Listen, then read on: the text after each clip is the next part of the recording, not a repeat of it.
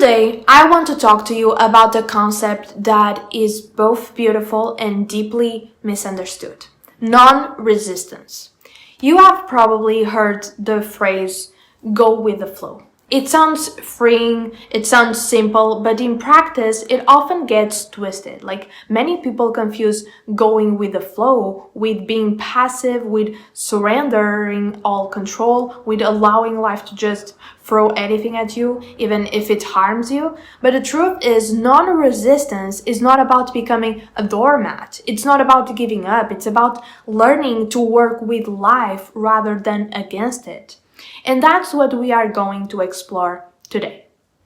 When the Western Zen Renaissance began in the 1950s, largely influenced by the works of Alan Watts, non-resistance became like a trendy idea. But here's the problem. We in the West often interpret spiritual ideas through the lens of the ego. So instead of understanding non-resistance as a balance, many took it to mean don't fight anything, don't act, just surrender to whatever happens. And that's not what it means. Like true non-resistance is not passivity, it's alignment. Imagine life has a river.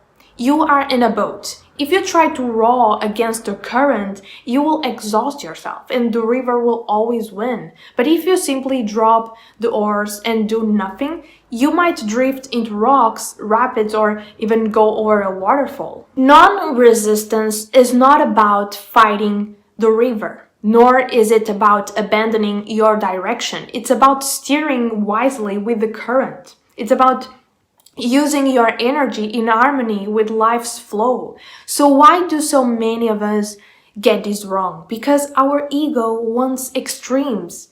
Like the ego says, either I'm in full control or I'm in no control. It's black or white thinking.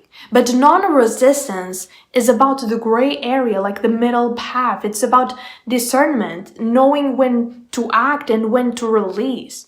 Western culture also teaches that control equals strength. So when someone hears the idea of surrender, they imagine weakness. They imagine lying down and letting life walk all over them. But here's the truth. Sometimes the strongest thing you can do is surrender. Sometimes the bravest act is to stop fighting battles you cannot win and to direct your energy towards what you can influence. Now, let's talk about the ego for a moment. A lot of people think the ego is bad, but the ego is not the enemy. It serves a crucial purpose. It's your sense of self. It's the I that navigates the world. Resistance comes when the ego refuses to let go. It clings to outcomes, it clings to expectations, it clings to its identity. For example, you want life to go a certain way. When it doesn't, you resist and you suffer. You want people to act a certain way. When they don't, you resist and you suffer. You want to control the uncontrollable. But when reality doesn't bend to your will, you feel defeated. The teaching of non-resistance is about seeing this clearly. It's not saying don't care. It's saying care wisely, know where your power lies and know where it doesn't. Let me expand on the river metaphor because it really brings this home.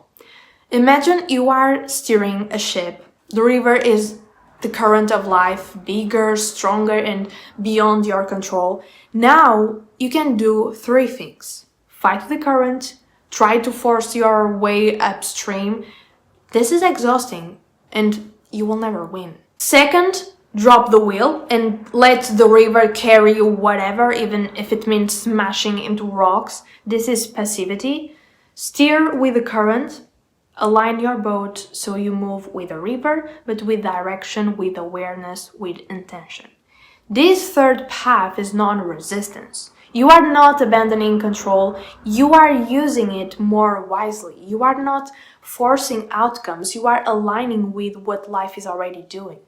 And this is the sweet spot. This is where you conserve energy, maintain peace, and actually arrive where you are meant to go.